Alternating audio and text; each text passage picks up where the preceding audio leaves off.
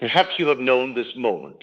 It often comes in the quiet hours of the night, when the day's labor is done, and the outer world grows silent. Yet within you, another sound awakens, the restless whisper of anxiety, of dread, of worry. You may read the daily paper and see only tidings of scarcity. You hear the whispers in the marketplace of good and honest workers losing their position, and then you feel the cold reality of the landlord's coming letter, or the bill that is due in 3 days. Everywhere you turn, the word of Caesar proclaims limitation. And in that stillness, perhaps you have turned your eyes to the face of a sleeping child, or the beloved who trusts in you.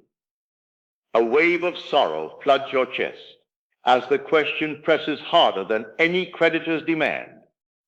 Will I be enough? Will I be able to provide not only for today, but for all their tomorrows? My friends, do not condemn yourself for asking such a question. This is the ancient cry of humanity, for men have always looked upon the uncertainty of the outer world and trembled. The numbers in the ledger speak loudly, and their voice can feel cruel. I am not here tonight to tell you to pretend these things do not exist, nor am I here to offer you empty comfort, for comfort without truth is a fleeting balm that cannot heal. What I am here to give you is something stronger, a principle that you may wield when unease comes knocking at your door, a way to stand firm within yourself, even when the world outside seems to shake. We are here to learn, not how to merely wish, but how to consciously create. So tonight, we begin not with denial, but with a clear understanding of the true source of this fear and the path to your freedom from it. So let us begin with this feeling of fear, this ache of insufficiency that you know so well. We must look at it squarely and ask a simple question. From where does it truly come? You believe it comes from the world outside, the numbers in your ledger, the headlines in the paper, the state of the markets. But I am here to tell you that these things are not the cause of your suffering. They are only the reflection of it. The true source of your distress is not the state of the world. It is the state of your own consciousness. You must learn to draw a sharp distinction between a fact and a truth. A fact is a circumstance in Caesar's world. The amount of money in your purse, the bills upon your table, the opinions of other men. These are facts, and they are temporary, they are shadows cast by past beliefs. But a truth is that which you decree to be so within your own wonderful human imagination. A fact is what you see with your mortal eyes. A truth is what you see with the eye of God, which is your imagination. The world was built upon truths, not facts. As it is said, it is finished. The great work was always finished in imagination long before the evidence appeared for the world to see. Your problem is that you have been worshiping facts and ignoring the only reality, which is your own consciousness. You allow the fleeting shadows of the world to dictate your inner state. And because your feeling is the secret, the feeling of fear is a prayer for more to fear. The feeling of lack is a creative instruction to your subconscious mind to produce more lack. Every moment you spend dwelling in the feeling of your problem, you are lovingly tending to the very weed you wish to uproot. So, the great question is not how to change the facts in the world of Caesar, but how to change the inner state from which your world proceeds. We must learn to turn away from the shadows on the wall and attend to the light that casts them. And for this, there are tools, there are methods, not of wishful thinking, but of deliberate conscious creation. And these I will now share with you. These tools I will give you are not mere tricks of positive thinking. They are disciplines. They are timeless principles explained in a way you can practice right now. When fear and doubt arise, you must have a set of tools ready, not to fight them, but to render them powerless by turning your attention away from them towards the reality you desire to create. The first tool is the art of the mental diet. A diet, as you know, is the conscious regulation of what you consume. Most men are careless with what they allow into their minds. They feast upon every headline of disaster, every whisper of gossip, every thought of fear, and then wonder why their world is filled with a harvest of sorrow. A mental diet is the conscious refusal to entertain, even for a moment, any thought, feeling, or idea that does not align with your fulfilled desire. When you read the paper and it speaks of economic collapse, you do not argue with it. You simply do not allow that idea to take root within you. You hear it, but you do not accept it. You may say inwardly, that is a fact in Caesar's world, but it is not the truth for me. My reality is abundance. This may feel difficult at first. It is a fast from your old patterns of negative thinking. You are starving the old man, the old state of lack, so that the new man, the state of abundance, may be nourished and grow strong. Guard the gates of your mind as you would guard the gates of your home, for what you allow to enter will surely become a resident there. The second tool is more active. It is the power of emergency revision. Revision is the art of changing the past. And the past, I tell you, is not as solid as you think.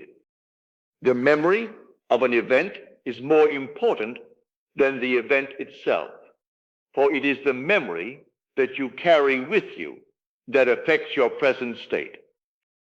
And a past event can be something that happened 1 minute ago. Let us return to that moment we spoke of earlier. The moment you look upon your sleeping child and feel a wave of fear for their future.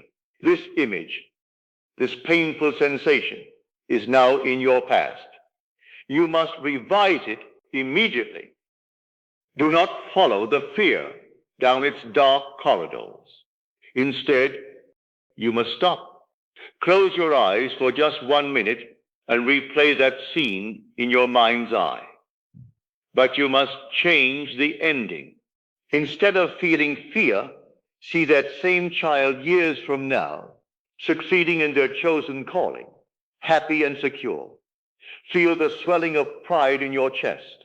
Feel the profound sense of security, of accomplishment.